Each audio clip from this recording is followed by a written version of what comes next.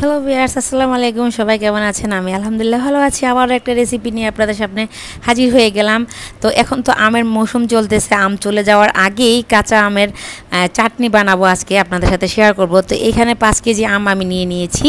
তো এটা ভালো করে আমি ছিলে ধুয়ে এভাবে করে কেটে নিয়েছি। এভাবে করে চাকচাক করে কেটে নেবেন। তো এখন তো আসলে আমের ভরপুর সিজন, আর এমনিতেও এবার মনে হচ্ছে যে কাঁচা আমটা বাজারে একটু কমই পাওয়া যায়।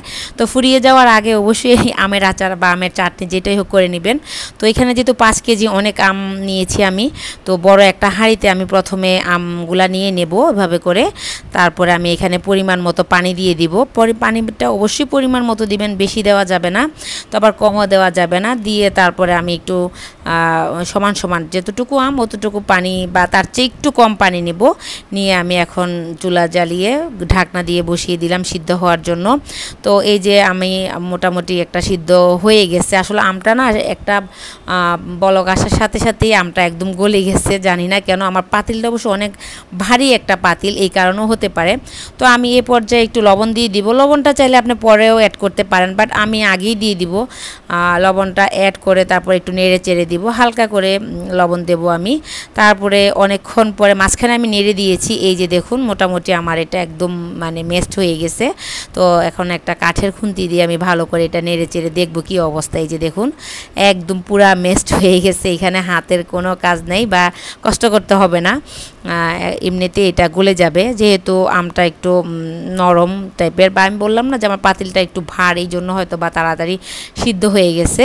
তো আমার বেশিক্ষণ সময় লাগে না। এই পাশ থেকে আমি চুলা কমিয়ে রেখে এটাকে বসিয়ে রাখবো। তারপরে আচারের জন্য আমি একটা প্যান নিব, ওইখানে আমি সরিষার তেল দিয়ে দিব 1/2 লিটারের মতো। তারপরে আমি এখানে তেজপাতা, তারপরে দিব এখানে আমি সরিষা বাটা। তো এখানে আমি আদা রসুন ইউজ করব না, কারণ আমি যেহেতু এটা চাটনি বানাবো, আমের চাটনি, তো সেই জন্য আমি এখানে আদা রসুন আপনারা চাইলে ইউজ করতে পারেন, বাট আমি করব না। তো এখানে আমি সরিষা বাটা দিয়ে দিয়েছি। তো এটা যেহেতু চাটনি হবে, তো বেশি কিছু আসলে এখানে অ্যাড করার কিছু নেই। তারপর আমি এখানে দিয়ে দিলাম 5 ফোড়নের গুঁড়া, তারপরে হলুদ, মরিচ। 5 ফোড়নের গুঁড়া পরেও দিতে পারেন, বাট আমি এখন এখানে একটু দিয়ে নিলাম, পরে আমি আবার অ্যাড করব। দিয়ে তারপরে আমি ভালো করে একটু নেড়ে চেড়ে মশলাটা কষিয়ে নিব। যদিও এখানে শুধু সরিষা, আসলে আচারের কাজেই তো হলো সরিষা বাটা, তাই না? তো যাই হোক, এখন আমি এখানে প্রায় 300 গ্রামের মতো গুড় আমি মেস্ট করে নিয়েছি। আমি গুড় আর হলো চিনি অ্যাড করে আমি আচারটা করব। তো এখানে গুড়টা দিয়ে আমি ভালো করে একটু নেড়ে চেড়ে নিব। আর আমার কাছে গুড়ের আচার খুবই ভালো লাগে। গুড়ের যে কোনো রেসিপি, যে কোনো খাবার আমার কাছে খুব ভালো লাগে।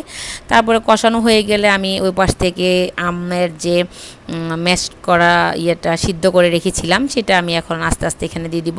তো অবশ্যই চুলার আঁচটা কম ফ্লেমে তারপরে এই কাজটা করতে হবে, না হয় ফুটে আসবে।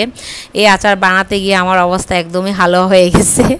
যাই হোক, তারপরে আমি এখানে সব নিয়েছি, নিয়ে ভালো করে খুব নাড়তে হবে, মানে চুলার আঁচটা লো ফ্লেমে রাখা যাবে না, হাই ফ্লেমে আমি একদম এটাকে নেড়ে চেড়ে ইয়ে করে নেব, মিক্সড করে নেব। তারপরে আমি এখানে চিনি দিয়ে দিব। আসলে আপনারা মিষ্টিটা কতটুকু খাবেন সেটা আপনাদের উপর ডিপেন্ড করবে। আমি যেহেতু একটু টক টক পছন্দ করি, আর আমটা অসম্ভব টক ছিল, তো এখানে আমি আবারও লবণ দিয়ে দিলাম। চেক করলাম যে লবণটা হয়নি, সেই জন্য আমি আবার লবণ দিয়ে দিলাম। তারপর ওই প্যান থেকে যখন একটু লাল লাল হয়ে আসছে, আমি আবারও প্যান চেঞ্জ করলাম, যেহেতু একটু ভারী কড়াই হলে খুব ভালো হয় আচারের জন্য। তো আমি আবার এটাতে নিয়ে নিলাম এই যে 5 কেজি আমের আচারের চাটনি। কেউ বলবে এখানে 5 কেজি অনেক কম হয়ে যায়। যাই হোক, আপনারা একসাথে 5 কেজির উপরে করতে যাবেন না, কারণ অনেক কষ্ট হয়ে যায়। তো আমি এই যে এখানে আর একটু ভাজা ভাজা করে নিব। এটা করতে আসলে একটু কষ্ট, বাট খেতে ট্রাস্ট মি অনেক মজা। আমার বাসায় আমি তো যখন বানিয়েছি রাত তখন 12টা বাজে, অলমোস্ট অর্ধেক খাওয়া হয়ে গেছে এরকম আর কি।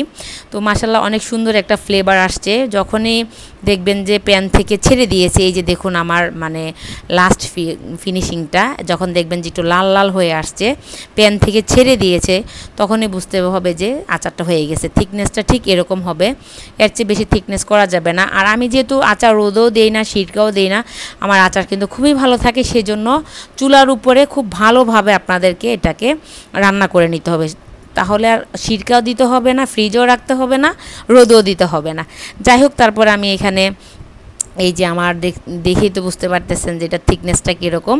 তো ভিউয়ার যদি ভালো লাগে তাহলে অবশ্যই একটা লাইক দিবেন, লাইক দিয়ে ফুল ভিডিওটা ওয়াচ করবেন, আর অবশ্যই টাইমলাইনে শেয়ার দিয়ে রাখবেন, ফ্রেন্ডস ফ্যামিলির সাথে শেয়ার করবেন। আর আমের সিজন ফুরিয়ে যাওয়ার আগে অবশ্যই এই চাটনিটা বানিয়ে সারা বছর রেখে দিবেন। তো আমি এখন এই যে একটা ভালো বক্সে রেখে, প্লাস্টিকের তো অনেক রকমের বক্স আছে, তো একটা ভালো বক্সের মধ্যে করে এইভাবে করে আমি সারা বছর সংরক্ষণ করব। বিরিয়ানির সাথে, খিচুড়ির সাথে, আমার বাসায় পোলাও আর বিরিয়ানির সাথে খুব এই আচারটা খাওয়া হয়। তো যাই হোক, সবাই ভালো থাকবেন, সুস্থ থাকবেন, আর অবশ্যই আমার এই রেসিপিটা ট্রাই করবেন। আজকে এখানে বিদায় নিব, সবাই আমার জন্য দোয়া করবেন। আল্লাহ হাফেজ।